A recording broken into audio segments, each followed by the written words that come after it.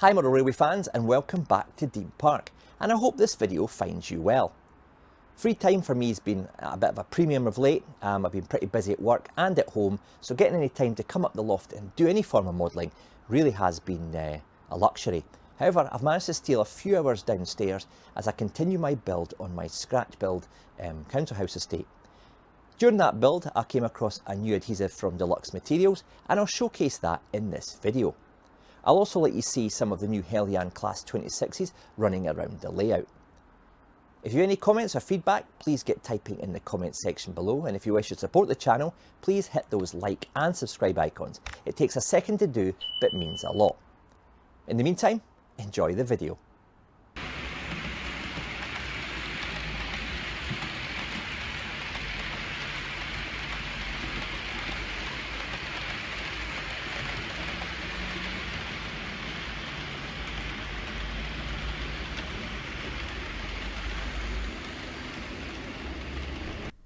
As you can see, I'm quite a big fan of the Deluxe Materials adhesive range.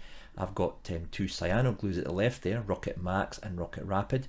These are fast setting, strong bonding super glues.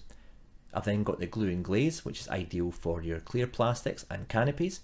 And at the far right there, I've got the Rocket Card Glue, which is actually one that I now use the least. However, I've come across a new product from Deluxe Materials and I've started using it on my council house scratch builds, and that is the Deluxe Materials Laser Cut Kit Glue. Right, this product claims to give a clean, neat, rapid construction of wooden laser cut kits. I suppose that can be a broad range of woods, balsa wood, MDF and even plywood.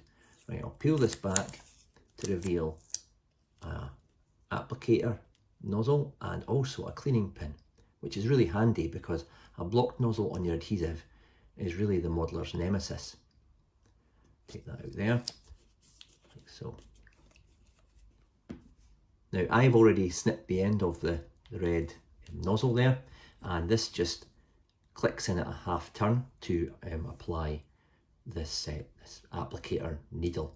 Now you may want to use that directly onto your product, but I like to pour a little bit on a scrap piece of paper and then use a cocktail stick or a needle to get a controlled application of the glue. You don't want it oozing out, but for the purpose of this video I'll just put on this nozzle and see how it works, like so. Always good to have a scrap of paper lying around just to test the glue. Oh, there we go, it's working. Right, here I've got a door and a door frame for the council house's doors onto the balcony. So what I'm going to do is I'm going to just take this door frame and apply a very thin controlled bead of glue. Now this is water based, so if it does ooze everywhere or in your hands, it's a case of a damp cloth or some hot water. So place that in the correct location. It's quite thin, so there are little bits of glue oozing out there. Don't apply too much, obviously. You'll end up with a mess. Only needs a little bit of glue to do the job, so it's not a case that it leaves a ton of the stuff. And just press into position there, and there we go. You can see a little bit of ooze out the side there. That's okay, it's going against the door, you're not going to see that. But if it's something that's going to be exposed, as I said earlier, a little wet paper towel along the edge there to clean it up. I'm going to give this 5 or so minutes just to start to set, and then we'll have a look at the result. The key to this is not to press too hard with your bottle. Just let the applicator almost bleed some of the adhesive onto the area. These are particularly fine door frames. They're only made from 1mm MDF and they're only 1mm in actual cross section, so it really is quite a delicate task. So I just hover the frame over the door into rough positions and place it in, and this glue allows a good bit of working time to allow me just to manipulate into position, which you don't get with a fast setting super glue. Well, that's 5 minutes and the glue has well and truly bonded both bits of the MDF. Being water-based, as I said earlier, it's easy to wipe off any excess that does ooze out. And I'm fairly happy with that actually, that it's given a pretty instant bond, which is unusual for a thin water-based glue. You'll get a quicker bond with the cyano glues here, but they're quite potent and you don't really want to be breathing in any of the fumes from those. It will give you a bit of a headache, if not runny eyes as well. So just be careful when you're using these cyano glues. Water-based is a far safer option, especially if you're letting your kids or any young people around to do the modelling. I would always go with a water-based option. And there's not going to be any trips to A&E with fingers that are stuck together. So on that basis, I thoroughly recommend the laser cut kit glue from Deluxe Materials. What I'm going to do now is I'm going to take the nozzle off and give it a good soak through to make sure it's clear. If it does get blocked, you've got this handy little cleaning pin that we can use to unblock the applicator, and I suppose the bottle as well. So yeah, in summary, this one was done with the kit glue here, and this one was done with the Rocket Max. Both give a strong bond. That gave me more working time and less mess and less worry about sticking my fingers to the product or indeed sticking my fingers together. But yeah, horses for courses. The Deluxe Materials range is ever expanding and I'll be trying out some more product from them in the future.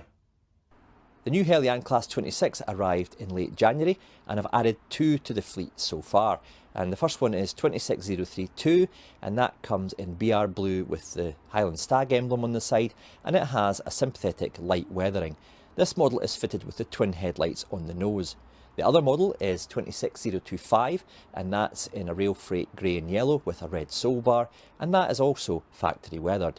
I'm actually quite impressed with the factory weathering from Helian in this case. Sometimes in the past they've been a little bit ropey with regard to the quality of finish on their weather models, but I have to say these do pass muster. To get these models functioning as they should, you've got to use a suitable 21-pin decoder, which can control independent head and tail lights, in the case of the BR Blue one, the additional headlights, cab lighting as well as engine room lighting. For this I've gone for the new Bachmann 21-pin decoder, and it's got an F2 brake function as well, which is very handy and adds that little bit of playability when you're operating the loco. As I mentioned at the start of the video, I'll be taking a closer look at these models in a future video. And who knows, I may even team them up with the Accurascale Mark IICs, as you can see one of those new coaches sitting at the depot there.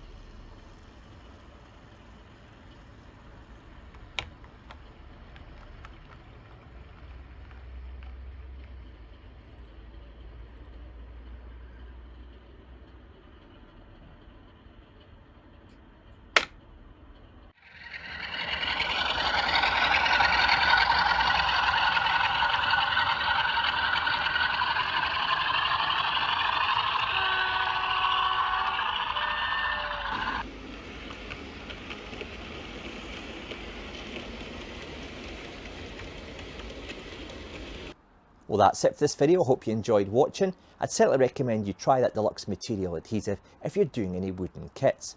I also hope you enjoyed seeing the Class 26s tootling around the layout, and I'll bring you more information on that loco in a future video. In the meantime, please support the channel by hitting that like icon and also subscribe to the channel if you've not already done so. In the meantime, thanks for watching and see you in the next video.